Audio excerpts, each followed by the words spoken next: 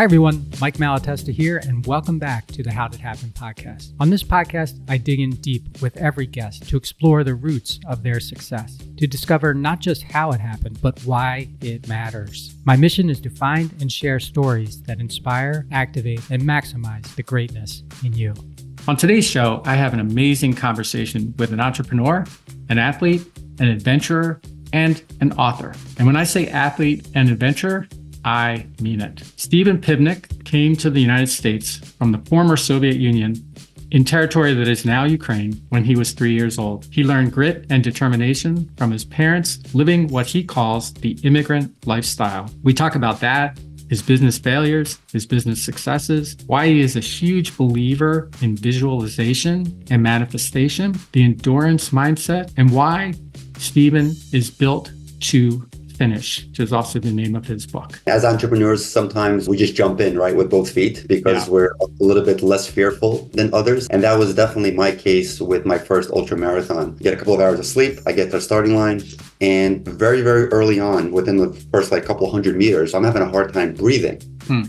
Silly me didn't do any research that this course is a mile above sea level and it's hard to breathe. You have to acclimatize. I turned to the guy next to me. I'm like, dude, what's with the sand on this course? He goes, oh, you didn't read the race guide? 50% of this course is going to be sand. I didn't know about the altitude. I didn't know about the sand. I'm like, what else can possibly go wrong today? And this was no fault of my own. It started hailing.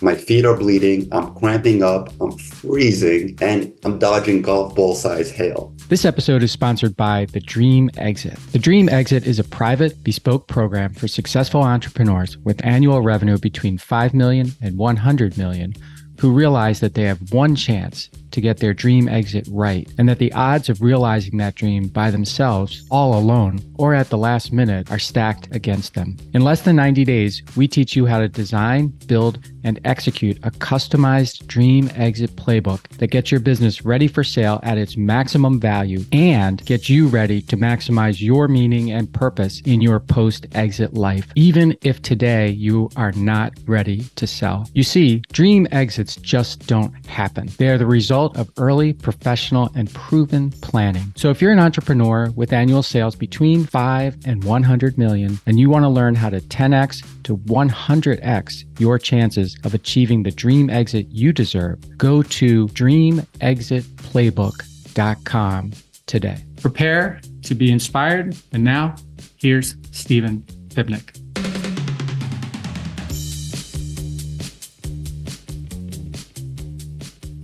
Stephen, welcome to the How Did Happen podcast. Thank you, Mike, for having me. Looking forward to it. Yeah, it's the more I dug in, the more interested I got in having this conversation with you and sharing it with all of my listeners, because there's a ton here. So I gave you guys a little bit of a teaser in the intro. Now I'm going to tell you a little bit more about Stephen Pivnik. So Stephen is a CEO, an entrepreneur, an athlete, an adventurer, an author, and probably a lot more than that too. After founding and growing his startup company, Binary Tree, for 27 years, Stephen sold the business to a strategic competitor and began the often difficult transition in his, what I call, what's next world. And we will learn all about that today. And today, through several companies he's founded, Stephen helps entrepreneurs and leaders chart a successful pathway forward for their companies, develop growth strategies, and prepare for their eventual sale or acquisition.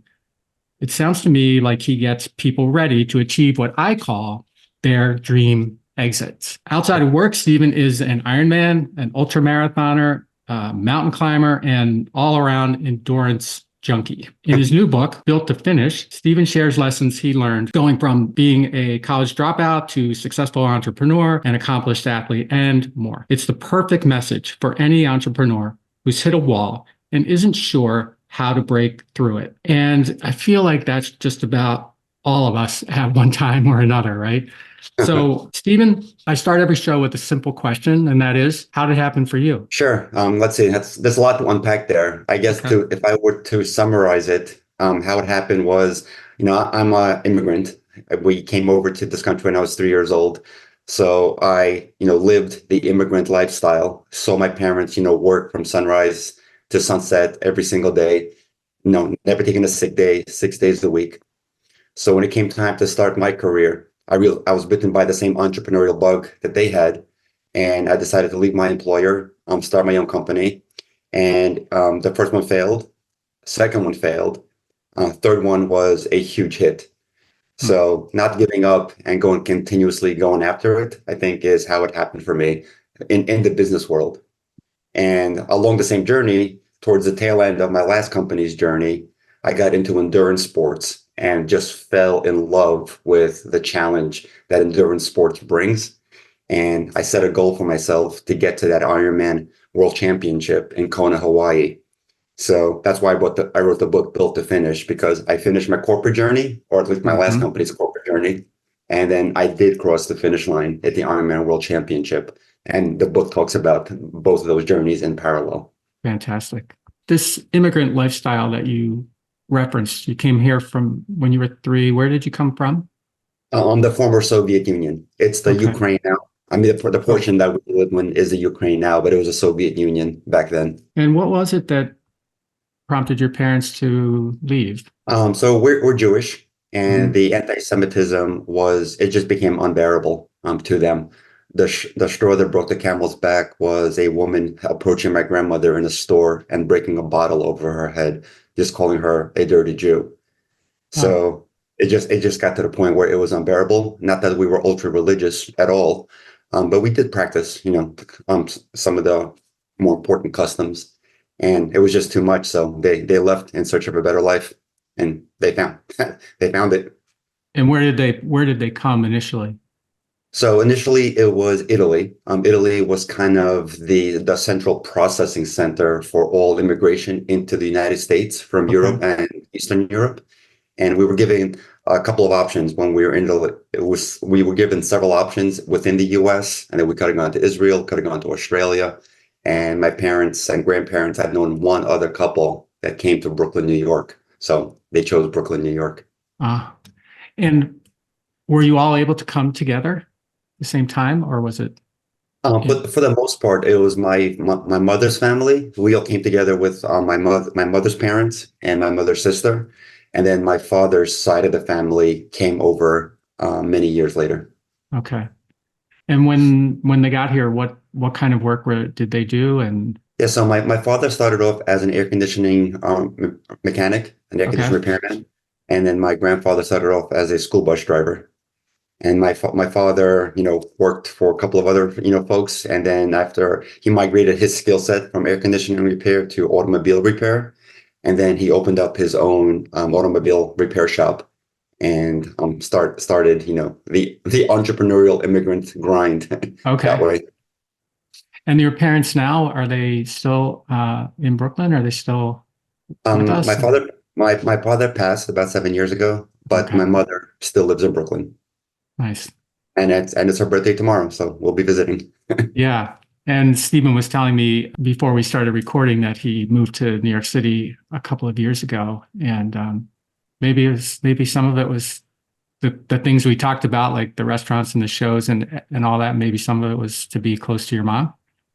Oh, 100%. So, Yeah. growing up in Brooklyn, New York, I definitely have an affinity to New York City. But after our first daughter was born, we moved to Manhattan. We moved to New Jersey and lived in the suburbs for many years. Okay. And then after I sold my company, we left the suburbs and came back into the Big Apple. Okay. And what part of New Jersey were you in? Just out of Um, curiosity. North Brunswick, near North Rutgers Brunswick. University, kind of in the Okay. middle of the state. Okay. I grew up outside of Philadelphia. My sister lives in Cherry Hill, New Jersey. Okay, know So it's, exactly where that is. yeah. So you grow up and you've got this example. Your parents, you mentioned, they're living the immigrant lifestyle.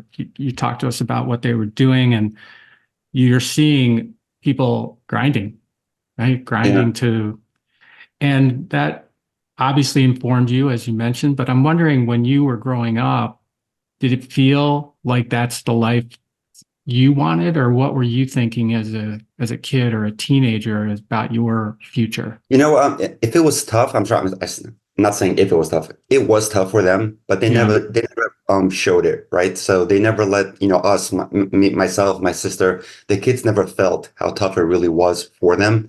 They just made it happen, right? So they put food on the table, they put a shelter over our heads at all times, and they just did what they needed to do in order to get by, Yep. and they didn't just get by. I mean, they did pretty well, from a especially being immigrants, not knowing the language, being brand new to this country.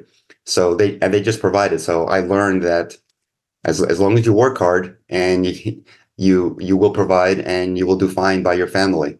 So that's kind of what I inherited just by witnessing it. Like I write in my book, you learn the grind by watching the grind. So what were you thinking about for your future when you were, like in high school or as a teenager? It's an interesting question because a lot of my friends knew exactly what they wanted to do in the future with their careers. The doctors knew they wanted to be doctors. Some knew they wanted to be accountants, others Yeah. lawyers, etc. I didn't have much of a direction at all. I just I didn't. I was a computer nerd growing up. My best friend was a Commodore 64, which was one of the first available consumer computers back then in the I guess late 70s, early 80s. And my mother found out about this computer programming course that offered job placement after 9 months of study. So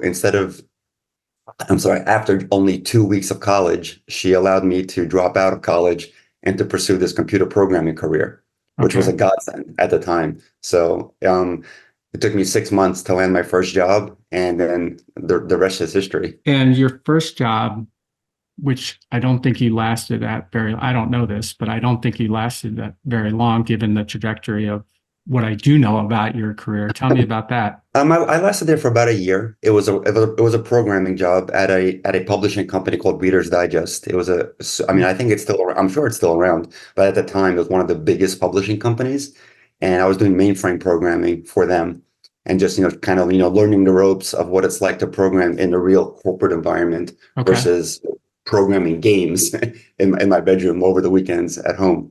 So. That was a wonderful experience, and then I used that experience to get into my next job, which was for I think Merrill Lynch, and then I worked for another company called Sealand. It was a container logistics company, Hmm. again doing corporate programming on mainframes because there were no PCs back then. And when the PC revolution came about, that's when I migrated my skill set from mainframe programming to PC programming with the help of some friends and other tutelage. And a couple of years after that, decided to branch out and start my own company. And was there like a defining thing that happened? I always like to ask people, like, who started their own company? Was it just a natural progression for you, or was there something that happened that you were like, screw this? No, there wasn't any like major event that made me say screw this. I just saw a lot of opportunity. I ended up getting a job that was through a staffing agency that placed me on a project at American Express. Okay. And for round numbers, let's say they were billing American Express $100 an hour, and they were paying me $80 or $60 an hour and making a $40 margin. And after like 3 or 4 or 5 months went by, I never saw my staffing company. They didn't add any value to the project. There was no project management. There was no customer relationship management. There was no quality assurance. They were just collecting $40 an hour for every hour of my work. And I'm like, there's no I give them a lot of credit for staffing me on this job. But I felt that, if I was working directly for American Express, I can be making that full $100 an hour. And I just Okay. thought that was a lot more opportunity for myself. So I convinced a couple of other people, and we started a company together doing just that, providing those same exact services, but directly to the big customers in New York City at the time. Okay. And you mentioned earlier that the first company, and I think the second, didn't work out the way that perhaps hoped. Can you tell me a little bit about that? Yeah, it was, I was a little bit younger. Not that, I mean, I was still young when I started the third company, but there was just very little direction. There was very little strategy. It was just, put an ad in the paper and advertise, computer skills for $40 an hour. Actually, I have the ad sitting right here. I framed it. Oh, It's what's it say? it's actually where I'm sorry, I put it away. It Oh, says, don't read this. Don't read this if you're tired of paying inflated consulting rates or something like that. oh, okay. And Yeah. it basically advertised computer services for only $40 an hour, which was a a bargain at the time. But again, it was just like literally just throwing spaghetti against the wall to see what sticks. And got a couple of gigs as a result of it, but nothing glamorous. Okay. So that's company number one. Yeah, that's company number one. Then Okay. a friend of mine was doing some programming for a fashion a company in Manhattan on Fashion Avenue in New York City, 7th Avenue. And it was a system that helped the company manage inventory and sales. And I said to him, you know what? Instead, you wrote this program for them. Why don't we package it as software and sell it to a whole bunch of other fashion companies up and down from 7th Avenue in New York City? So I put together this marketing campaign, which was basically, I typed up a flyer detailing the features of this system, and so I sent it out to about 40 different companies, just whose name I got out of the yellow pages, and that went absolutely nowhere. I didn't follow up with anybody. I didn't make any phone calls following up the distribution of the letter. It was like, again, threw a whole bunch of spaghetti up against the wall, and guess what? None of it stuck. So that went nowhere. So, respectfully, I'm not seeing a ton in those first two experiences that would make me think that the third company would become the success that it did. So what'd you do differently? What'd you learn to get this third company off the ground and get momentum going with it? Binary Tree is the name of that one, right? Yeah. Yeah, well, the third company, I established a fantastic relationship with the customer. It was American Express at the time. Okay. They were doing a significant amount of computer development work across multiple departments. I was able to get several of my colleagues contracts there as well, and it was a really, really large organization, and they had a incredible amount of demand for the skill sets that we had. Okay. So we felt that with the relationship that we had and the amount of work that they had, that we could really make a real run at this and do something significantly bigger. And we did. We within a year or two, probably no, like about a year and a half, we grew to 25 employees just within one customer. And then we built quite a reputation for ourselves in a specific technology that we were experts in. And all of a sudden, started getting other customers in New York City. So American Express led to Philip Morris, led to JP Morgan, led to the United Nations, and slowly but surely, started building up an extensive customer base within Manhattan. And what was the actual work you were doing? So it was a combination of a couple of things. It was just custom application development. Back then, right now, if a customer or if a company needs a system, you go, it's a software as a service model. You go online. If you need a human resources system, there's 15 to choose from. If you need an accounting package, there's 15 to choose from. You just subscribe to it and you get this functionality. Back then, the SaaS model was not available. If a large company needed a specific system to meet a specific business requirement, they would need to write it from scratch. And that's what we did. Our expertise was to write systems from scratch. We wrote logistics systems. We wrote customer information management systems. We wrote billing systems. There was a whole slew of different projects that we worked on. And one of these custom projects actually turned into an entire line of business for us because we wrote a custom project for one company and then other companies needed it. And that's how we launched the software line that we had. Okay. So there's a connection to what you were trying to do with the fashion companies, kind of, right? Exactly. That's what you were trying to do with those. Okay. So you started in 93, this third company, and you were how old at that time? I was 26-ish. Yeah, 26. Yeah. So you're like the exact same age as I was when I started my first company. And the time frame is kind of similar too. So at that time, you're still working with mainframes. The internet is like just kind of happening, right? Yeah. 1993 or so. And More like, yeah, 95, 96. 95, 96. Yeah, yeah. And you mentioned, when companies needed something, they needed somebody to build it, sort of custom, like what you were doing. I'm curious, as your company, you know, grew and as the years went on, Stephen, as I understand it, you had maybe 200 people working in your company or more. How did you stay ahead of the commoditization effect of the internet, particularly when it came to, like you mentioned, the development of software as a service and those kinds of things? So this custom project that I just mentioned was Yeah. a email data conversion project. JP Morgan was the customer. They were converting emails from one system to another, Okay. and they wanted all that data to come across from one system to the next. And so we rode this email wave because in the late 90s, I'm sorry, mid 90s to onwards, corporate email became a big thing.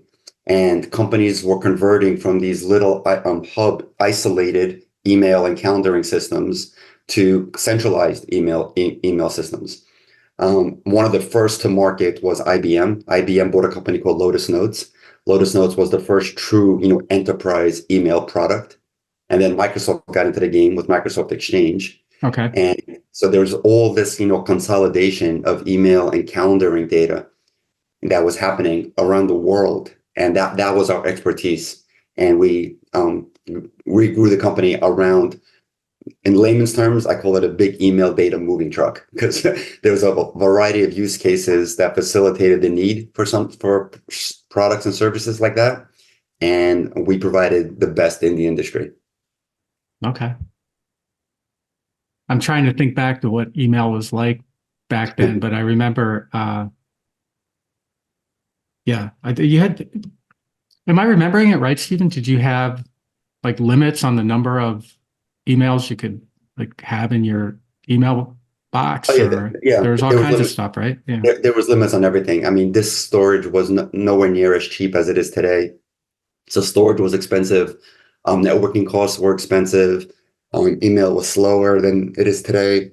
It's evolved significantly over the years. How did you learn how to get into see the right people and negotiate with these big companies? You mentioned American Express, JP Morgan, and a bunch of others. It feels a little intimidating, like it could be at least. Oh, for sure. I mean, once you get into one company or another, you kind of start seeing trends. You start to identify the types of titles that people have that have the authority, that have the budget to Okay. spend money on the types of projects that you're able to deliver.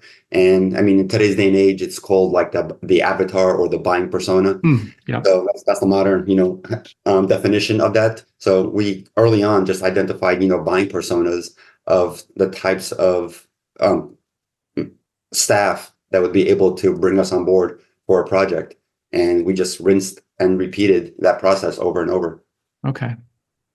And so about 14 years or so into this company, you decide on a personal level that you're going to become an athlete of, like, and if I understand things correctly, you weren't really into athletics before that, or tell me about what transpired there. No, that's exactly right, Mike. I mean, Yeah. my wife hates when I say this, just because I call myself a couch potato. I wasn't I wasn't your typical potato because I was active. I loved to ski, but skiing was the only real physical activity that I did, often at least. So when I turned 40, I started realizing that I've got some really bad genes in me. Between my grandparents and my parents, they had it all. High blood pressure, diabetes, cancer, strokes, you name it, they had it. And I said to myself, you know what? I really need to start getting as healthy as possible. It's because if and when these things hit, I want to be able to fight it. And I really didn't know. So I knew I wanted to get healthier, but I didn't know how I was going to do that. By total coincidence, somebody at work had just completed a triathlon, and I found out about it. And I said to myself, I said to her, how does a mere mortal, how does one of my employees compete in this, what I thought was an elite Olympic event? And she basically educated me that there's all these websites available and there's triathlons run in many cities and of all varying distances. They're not all Ironman distance. And Hmm. you literally just sign up, pay $40 or whatever the entrance fee is, and race. I was just blown away by that. So I said, you know what? I'm going to turn 40 in the best shape of my life, and I'm going to finish one. So I signed up for a short distance. It's called a sprint distance triathlon. Okay. And I completed that, and I got instantly hooked into the sport. I just fell in love with it. That night, I learned. So I thanked her for the encouragement and the motivation. And she replied, I thanked her via email. And she replied, you're very welcome. I knew you can do it. We'll see you in Kona one day. I didn't know what that meant. So I Google Kona and triathlon. And then I Yeah. learned about this thing called Ironman and their world championship in Kona, Hawaii. So a new goal was born like right there and then. I said, some way, somehow, I'm going to get to the Ironman World Championship in Kona, Hawaii.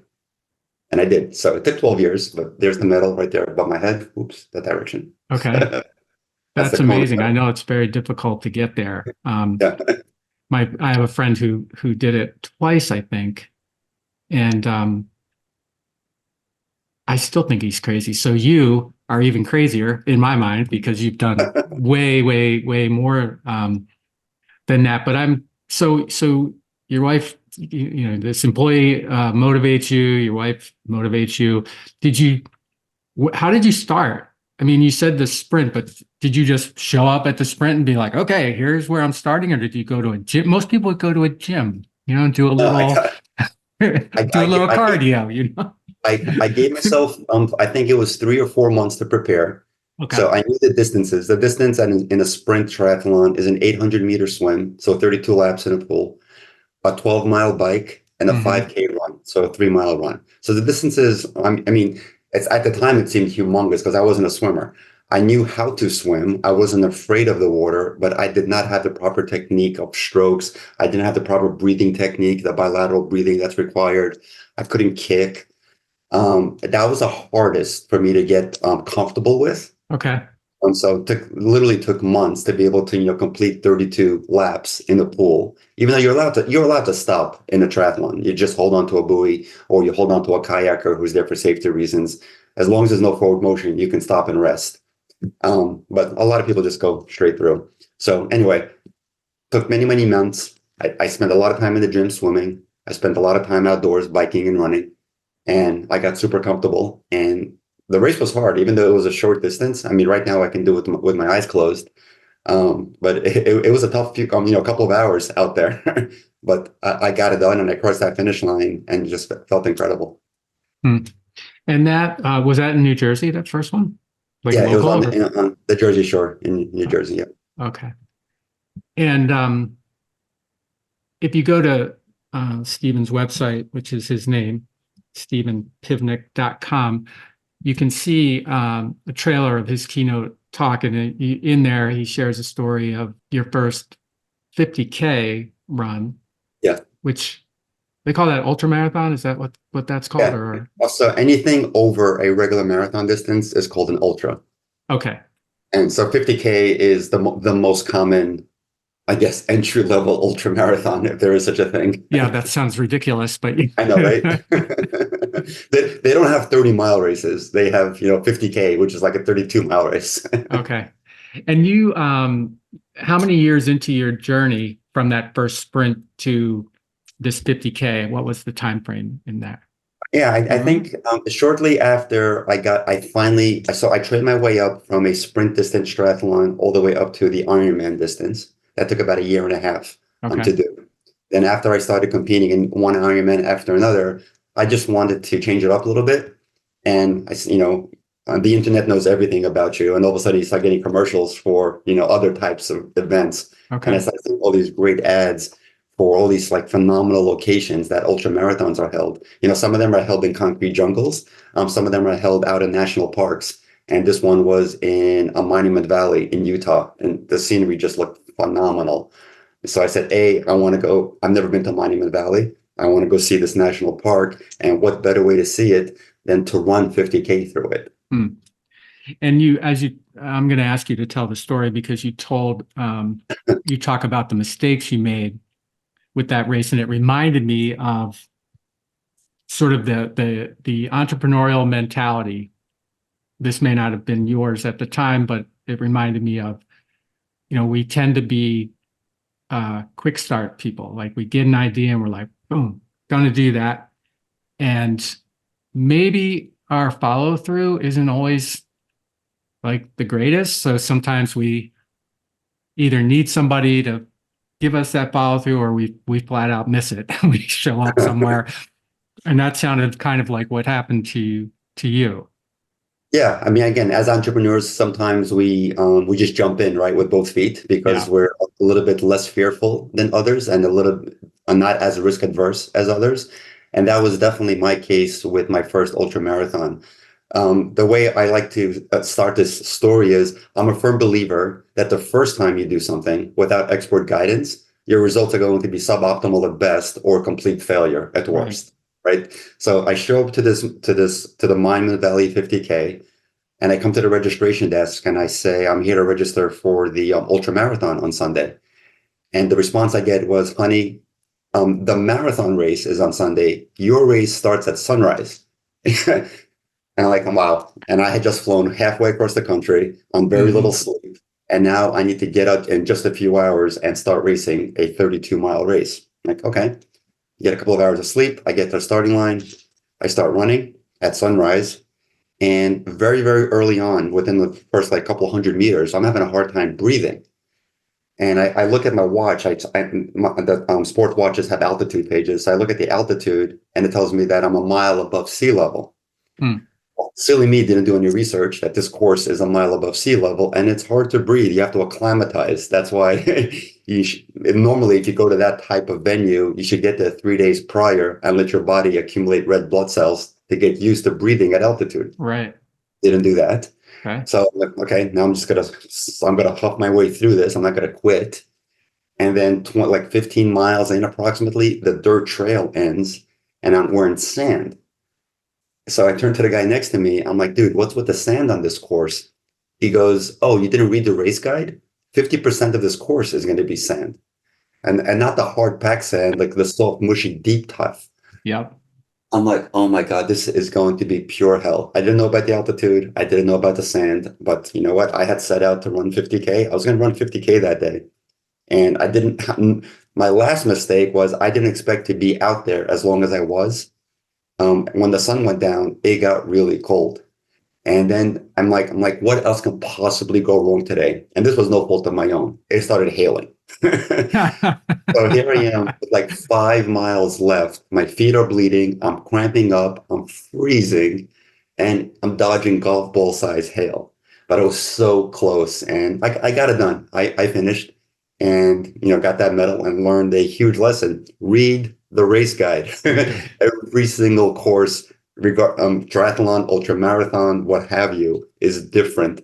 Read the race guide. You get a lot of information. Was there someone there with you, like to meet you at the end? I'm trying to imagine what you look like at the end of this race. No, for this specific race, I was solo. So Okay. my family likes to come to a lot of my events, but for this specific race, I was solo. And my God, was it a chore to find my car. A fellow racer needed to help me find my car in the middle of the night because it was in this vast open parking lot, and there was only 1 or 2 cars left. I couldn't see anything. I was hurting. I was limping. It was quite the ordeal, but the sense of accomplishment and the adrenaline that was pumping through me just got me through that evening and into bed. Okay. I'm not going to lie, as I listen to you talk about it in the video and then now, I keep thinking of David Goggins, because I don't know if you're familiar with Goggins. Very, very much so. That was the first thing he did was run 100 miles with no training at all. And he had a mentality that's, like yours, there's no governor on my brain. I'm just going to go. And I just remember him. I don't remember exactly, but remember him talking about what it was like when he was finished with Yeah. And along the way as well, it was, it's, Fortunately for him, he had the foundation of being a Navy SEAL oh first. yeah, that kind of helps. Yeah. So that definitely helped. But I'm not taking anything away from his accomplishment. Even if you're a Yeah. Navy SEAL, running 100 miles without proper preparation is a tall order, and he got it done. I mean, that guy, his perseverance and mental fortitude is second to none. Yeah. It sure seems that way, doesn't it? Hmm. Um, okay. So you get to the point, I guess what that was 16 years, 14 years into that, and then another 13 or so, 27 years with your company, and you have an opportunity to sell it. So I'm interested in a couple of things, Stephen. What did you do personally to help yourself keep up with your company as it continued to grow so large? So, you start as a startup and Right. you get traction, and then all of a sudden you got 200 people and you're dealing with lots of revenue, lots of projects, lots of high-end clients, and sometimes it's hard to keep up, right? So I'm wondering how you kept up. That's my first question, and then I'll get into the exit. Sure. I mean, it's really around people, right? I pride myself on surrounding myself with really smart people, and I've always had, really smart people around me, both Mm-hmm. from usually from an employment perspective, right? I had a great team, and I continuously invested in, sharpening the axe, if you will, to make sure that the team stays as capable as possible, so that we can remain super competitive and continue the company's growth journey. And then later on, and this is one of my many regrets, is that I should have brought on advisors a lot sooner. I finally, had the idea of bringing on advisors in the later stage of my company's growth, but they helped tremendously. So, better late than never. But I brought them on, and they really helped get the company to a point where the sale became possible. So it's all around the people. I mean, I take a lot of credit for a lot of good decisions. I take the responsibility for some bad decisions, but the best decisions were just the people that I brought on to help me out.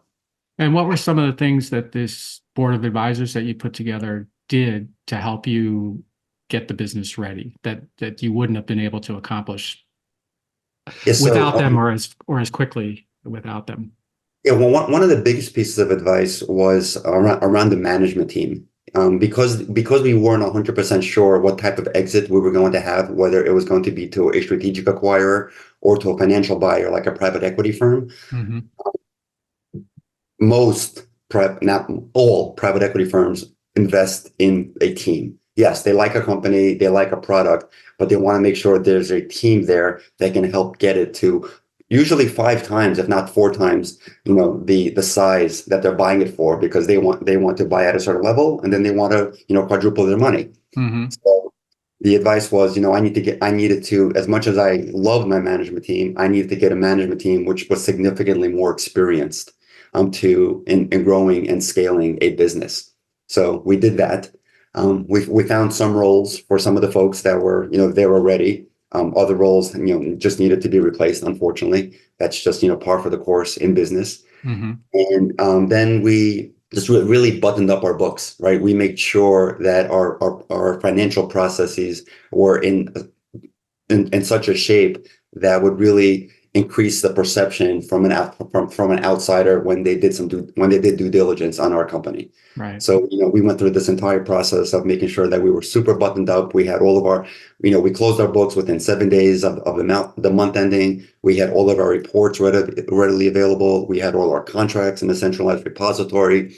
So the second somebody would ask for that information, it was just a matter of granting them access to the data room, Yeah. instead of scrambling for weeks or months to get that data, which a lot of companies do, unfortunately. Right. Yeah. Super smart. I call that operating your business with a buyer's lens. So you kind of know what they are going to want, and you make sure that you have all that set, because when you can respond quickly and correctly with the requests, the likelihood that they're going to, dig deeper into this or that kind of goes away, right? Because Exactly. you're playing the game the right way. So when you decided to sell your business, did you go through a sales process with a investment bank, or did you find a buyer yourself? How did you go through that? So we actually went through our due diligence, with various investment banking firms. So Okay. we reached out to three, based on recommendations from, my network and some of the advisors that I had. And we positioned ourselves to these three investment banking firms. We gave them an opportunity to, to go away, do their homework, come back and pitch us on how they would sell my company. Yeah. And the one that won was a company called investment banking firm called Fairmount Partners out of Pennsylvania. Okay. We felt that they understood us the best and were going to do the best job possible in bringing the company to market, which they did. So we received several offers, a couple from two private equity firms, and one from our number one competitor, which was this $4 billion software company called Quest. Mm-hmm. Obviously, you closed, so congratulations. Yeah, thank you. I asked you before if there was a trigger that happened to you about becoming an entrepreneur. Now I'm going to ask you, was there a trigger in your life or in your business that made you think now's the time for me to look at selling and transitioning into the next part of my life? Yeah, it was really just the size of the company, and having done it for so long, and there's no regrets, right? I never took out any outside capital. Had I taken on outside capital, I probably could have grown the company significantly faster or larger. I chose to go the bootstrap method and self-fund all of our growth with some debt financing, but no equity financing. So yeah, but it was a long journey, right? It was 26, 27 years in the making, and the company finally got to a level where I felt that it was enough, right? The money that I would get after all the taxes, all the payments, all the stock option payments, all the debt, et cetera, et cetera, et cetera. I felt that that number would be enough. And Okay. I kind of manifest, and I write about this in my book. I manifested this for myself. I'm a huge believer in visualization and manifestation. I wrote a check like 4 years prior to the actual event. I wrote a check out to myself, and I hung it on the wall in front of my computer so I can see it in my peripheral vision all day, every day.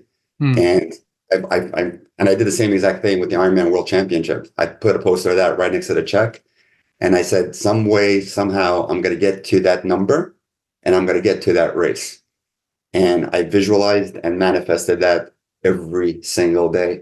And voila, they both happened. How silly did it feel the time you wrote it? And maybe silly is not the right word, but how intimidating or how realistic? You know what? I'm a firm believer, and I forget who actually said this, but if you're going to set an audacious goal, you have to firmly believe that it's possible, even though it may be audacious and large and larger than life. You have to firmly believe that it's actually possible to achieve. So it didn't feel that silly. It felt large, right? It was a big check, and that's Kona is a long ways away, and it's hard to get into. But I said, you know what? If I do the right things in both of those categories, I'll get to both. And they both happened exactly 13 months apart. Oh, is that right? Yeah. Oh, I didn't know that. Yeah, so the company was sold in September of 21, and Kona was in October of 22. Wow. Well, that's pretty amazing. I think that's a great lesson for everybody that's listening. This visualizing what you want, and not just in your mind and not just a secret, right? You got to put it out there. Yep. Because when it's out there, not only are you thinking about it, but other people are thinking about it for you too. Like it seems to me like they see it and they go, "Oh, Stephen, you want it? Okay." Yeah, and they're thinking about how they can help you. Like feels to me like the more that it's out there, the more one, it's out there. So you can't run from it, right? And two, it's out there and people are it's almost like inviting people to help you. Oh, yeah, 100%. Yes. So from a corporate perspective, obviously, I didn't share how much money I wanted or how much I was going to get from the transaction, but we had a stock option plan in place. So everybody was going to benefit from a sale at a certain enterprise value. Yeah. So we were super, super transparent. We said at X amount of enterprise value, your personal stock option grants are going to be worth Y, or approximately Y. Yeah. So the entire management team and several layers below them were all incentivized, to get to that enterprise level. And when you sold the business, did you stay on? Did you have a transition period? Are you still part of the business? What happened there? Yeah, so strategically did not want to be part of the sale. I loved my baby. I mean, this company was my first child for all intents Yeah. and purposes. This company was born 4 months prior to my first child being born, so it was my Okay. first baby. But Okay. I did not want to be part of the sale. So in order to ensure that that happened, I actually brought on a CEO 2 years prior to the sale to run the company on a day-to-day basis. Okay. Very So smart. that when we got into due diligence, it was very, very easy to prove that I was no longer an integral part for the running of the business. So, and that's exactly what I said at the due diligence kickoff meeting. I'm like, "Hi, my name is Stephen Pivnik, one of the founders of the company, and I'm executive chairman right now. And here's my management team, including the new CEO who's been around for 2 years now, and they're going to be participating in the due diligence process with you. This is probably the last time you're going to hear from me." Okay. And So all the management presentations they handled. Yeah. exactly. Very good. Very smart. Yeah. Very good. Very smart. So the book, Built to Finish, How to Go the Distance in Business and in Life. When did you start thinking about writing this book? So shortly after finishing Kona, the Ironman World Championship, Mm-hmm. when COVID ended and trade shows started up again, I went to an IT trade show for one of my clients, and one of the keynote speakers was this guy by the name of Ed Viesturs. Ed Viesturs is a super famous mountain climber. His claim to fame is climbing all of the 7 summits as well as all of the peaks surrounding Everest, including Everest, without oxygen. So Okay. he was giving this presentation up on stage, and at the end, which was a great story, and at the end, he promoted his book. And I'm like, wow, you know what? I don't have that story yet. I'll get to Everest in a second, but I've got a Mm-hmm. pretty interesting story with Kona and like a couch potato getting to the Ironman World Championship, which is a big deal. I just sold my company, which is a big deal. You know what? For me to get up on that stage and motivate others to do big things, I need to write a book. Okay. So that's literally when the project was born. Like, I need to write a book, and then I figured, you know what? I'm really going to enjoy memorializing my own story so that my grandkids can read it one day. And I really hope that it motivates people to dream big and to accomplish cool things. And how'd you do it? Did you, I know you talk a lot about, getting help and having advisors and, not doing everything on your own. And when it comes to writing a book, I know from experience that is a difficult process. It can be a grind, getting back to the Yeah. grind thing. How did you approach it? So I took my own medicine, and Okay. I hired a ghostwriter. Okay. I love blogging. I love blogging about all my various adventures, but blogging is radically different from writing a book. Hmm. And to my earlier point of the first time you do something without expert guidance, the results are going to be suboptimal. I didn't want this book to be suboptimal. I really Okay. wanted to come out of the gate with a good piece of work. So I interviewed a lot of ghostwriters, narrowed down the selection to finally one. And I love the process that we went through. We met face to face to get to know each other, and then to Hmm. come up with an outline, basically the chapters of the book. And then for each chapter, he would interview me, go away for a week and write it, send it to me, and then I would rewrite it to make it sound like me. And we went back and forth like this for, I think there's 28 chapters in the book. 28 times. He interview, he writes, I modify, finished product. Okay. And then we went that, and then that's before the editing process. And then the editors take over, and then they modify it further and further. And it's like continuously polishing it until it finally gets printed. And besides being this sort of like validation, right? So that when you're talking to people, you have a book, right? It's what else has writing the book done for you? It just really helped me relive a lot of the fun and also the not so fun experiences of my corporate journey. And I love to learn. And, you can learn from successes as much as you can learn from failures. And it really helped me, relive that entire journey. Mm. And it was quite a walk down memory lane to be able to, put all these stories on paper with some highlights and definitely some lowlights. And you mentioned earlier the concept of an avatar or persona. Who is this? Who did you write this book for? I wrote it for entrepreneurs Okay. because obviously there's a business journey there. Mhm. I mean, ideally, it's an entrepreneur that has that's athletic and wants to take on an additional hobby.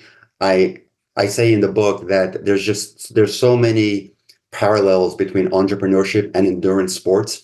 When I got better at one, I started getting better at the other. Specific example is when I started training for triathlons, there's a lot of tracking that these watches do, right? Your pace, your mileage, your heart rate, calories burned, calories in. There's so much data. I started looking at these dashboards and I'm like, holy cow, I have more dashboards about my personal and athletic performance than I have about my company. Uh, So I quickly called a meeting with my management team at the time, and I said, we're going to go KPI dashboard crazy. I met with each one of them individually, and I said, when we came up with 5 or 6 reports that each one was going to have prepared and ready for a monthly operating review meeting. And we created a nice little binder with sections for each department. And instead of going around the table with just subjective status updates on what's new and exciting, we would review data all the mhm. time. And what's wonderful about that is it it created a little competitive environment amongst the senior leadership team because nobody wanted to come to that monthly operating review with their trends going in the wrong direction, Right. right? Everybody wanted to make sure that everything was trending to the right and up. So that's why I say that, becoming an endurance athlete turned me into a better businessman. And then the two kind of, fueled each other. How did doing that accelerate the success of the business? Well, the old adage, if you can't manage what you don't measure. Right. And if you're measuring a lot of things, if you're measuring like utilization rates, average bill rates, website hit, website conversions to leads, leads to deals, sales numbers, et cetera, et cetera. Like once you start measuring things, and it's a lot easier for those things to start growing. Right. Imagine that. Simple as that, right? Just bring awareness to something and put people on it and incentivize them to get it, and It's it's voila.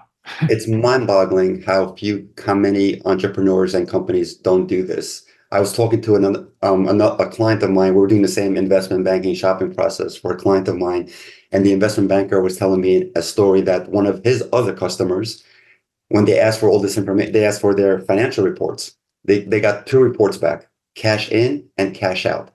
This is a $50 million company. Oh my gosh. He was running his business on, am I making more than I'm spending? And if the answer was yes, he was happy. There was no other reports that he was running his business on. So, I mean, that's an extreme example, of course, Yeah. but there's companies out there that just don't track enough. So let's get back to Everest. Yes. You've got a goal. We talked about the Ironman and the ultra marathon, but we haven't talked about climbing mountains. And we're probably not going to have time to get into helicopter skiing, but that's another that's another thing. That's the next podcast. So what's happening? What's your goal? What's your journey? Yeah, so this is hot off the press. I finally qualified for and got accepted to an Everest expedition, which is happening in May of next year. So Ah, so you can't just sign up for an Everest expedition. Most reputable companies that won't let you die require that you have a lot of mountaineering experience. okay. So I've been to the top of Kilimanjaro. I've been to the top of Aconcagua, which is the highest cousin to Everest, 23,000 feet. I've attempted Denali in Alaska twice, unfortunately, due to bad weather and other conditions.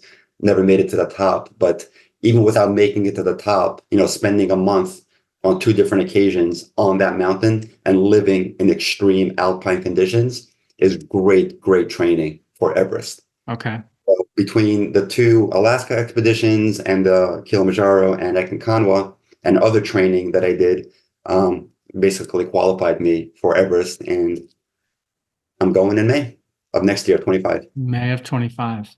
Yeah. I'm going to have to check back in with you in May of 25 or June of 25 and see how you did, because that's exciting. That's Yeah, exciting. I haven't figured out exactly. I want to blog and share the entire journey, because it's going the training is going to begin a year out, right, which is around the corner. So the training will begin soon, because just like I turned 40 and the best shape of my life for that small triathlon, I'm going to be 55 and I need to be in even better shape, because Everest is a beast of a trip. Well, I feel like there's a lot of certainty that that'll be the case, that you will be ready based on everything I've learned about you today. So as we finish up here, Stephen, is there anything that I haven't asked you or that you'd like to share before we call it a day? Yeah, the only other thing, like you mentioned briefly, I really, really enjoy giving back to the entrepreneurial community and helping, founders truly realize the value of what they created. I mean, I was certainly stuck in, further growing my company and getting the best valuation possible. I think a lot of other founders are in the same shoes and they really don't know exactly where to go. So I welcome phone calls from any middle market type company. I mean, IT is my specialty, but I find that a lot of growth and sales challenges are the same across any vertical. Sure. So my ideal customer has a company that's doing between 10 and 50 million in revenue, and that wants to put a plan into place, a multi-year plan. It could take 12 months, it could take 4 years to really realize the value of what they've created. So that's the chapter that I'm living in right now. And loving it, loving every minute of it, living vicariously through other people's businesses. Yeah. So as I mentioned in the beginning, I call that the path to dream exit. So that is what sounds to me like what you're doing. And how does what's the best way to connect with you? Email or website? What's the best? Yeah, if you go to my website, stephenpivnik.com, it has all of my social handles. It has my email address on there as well. It has a contact form. That's the best way to contact me. Okay, perfect. Well, Stephen, thank you so much for joining me today and joining us and sharing at least some of your amazing story and planting the seed with us of the amazingness that is still to come. And for everybody listening, I end every show the same way. And, this one, it's especially, I think you've got a special example of what I end the show with every day, which is you have greatness inside of you. And I want you to maximize it every single day. Hey, everybody. Thanks for listening to the show. And before you go, I just have 3 requests for you. 1, if you like what I'm doing, please consider subscribing or following the podcast on whatever podcast platform you prefer. If you're really into it, leave me a review, write something nice about me, give me 5 stars or whatever you feel is most appropriate. Number 2, I've got a book. It's called Ownershift: How Getting Selfish Got Me Unstuck. It's an Amazon bestseller. And I'd love for you to read it or listen to it on Audible or wherever else, Barnes & Noble, Amazon. You can get it everywhere. If you're looking for inspiration that will help you unlock your greatness and potential, order or download it today so that you can have your very own copy. And if you get it, please let me know what you think. Number 3, my newsletter. I do a newsletter every Thursday, and I talk about things that are interesting to me or I give more information about the podcast and the podcast guests that I've had and the experiences that I've had with them. You can sign up for the podcast today at my website, which is my name, MikeMalatesta.com. You do that right now, put in your email address, and you'll get the very next issue. The newsletter is short, thoughtful, and designed to inspire, activate, and maximize the greatness in you.